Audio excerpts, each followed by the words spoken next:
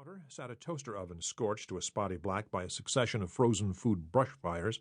Surrounding it were cans of beets, okra, lima beans, and mincemeat, left, maliciously he suspected, by a string of previous tenants. Scattered between them were a few condiments, mostly the kind that came in small packets as part of a carry-out meal. He opened the refrigerator. Except for a single can of Coke, it was empty.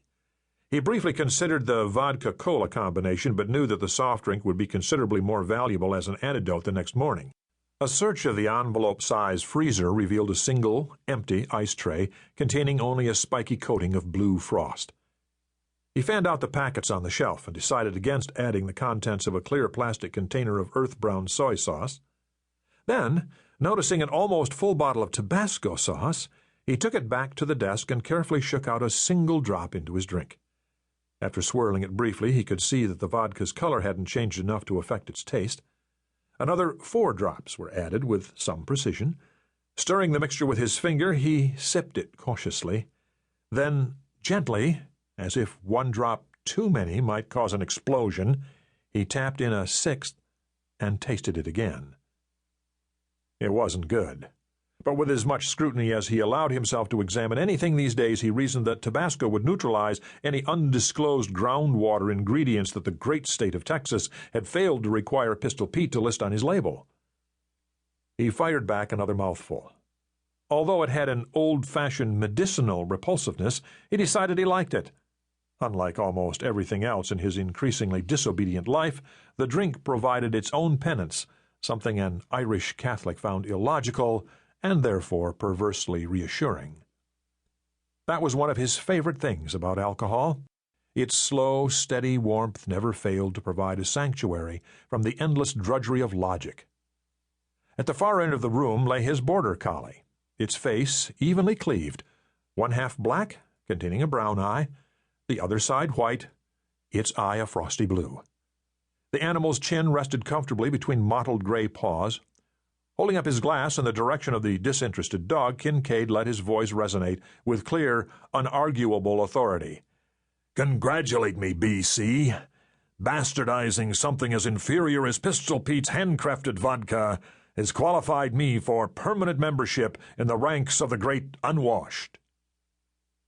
As if seconding his self-denouncement, the ancient black phone on the table next to his bed rang.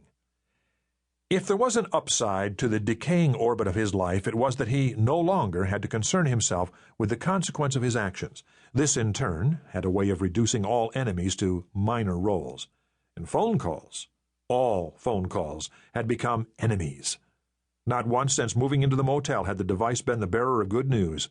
It was the only remaining conduit between him and responsibility, the single, tenuous thread by which he could be tracked down by bill collectors, the friend of the court, the office, or any other group or individual to whom he owed money, time, or feigned passion. The phone rang a second time. "Friend or foe?" he demanded of the border collie, which opened its eyes in dutiful response. The ears flagged momentarily until the dog fully recognized the echoing vowels as those of yet another of his master's sputtering soliloquies, which, the dog had learned, when accompanied by the smell of alcohol, required no actual canine response. Its eyelids slid shut lazily. Kincade knew to answer the phone was probably a mistake, but any more that seemed to be less a deterrent to his decisions. In this case, however, experience had taught him that the weekend was normally a sanctuary from the persistence of professional pursuers. Besides, it could be about the card game. Maybe it had been called off. He picked up the receiver and spoke with the metallic, unrhythmic voice that people use to record themselves.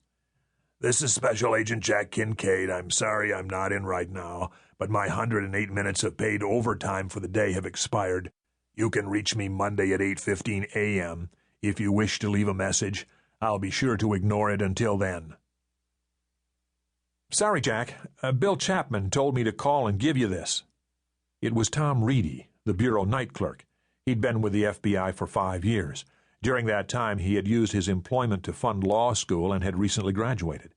Although he hadn't taken the bar exam yet, he had already developed, or perhaps like many lawyers was born with, an attorney's ability to ignore all unprofitable cries from the wilderness, especially those of agents attempting to keep their office.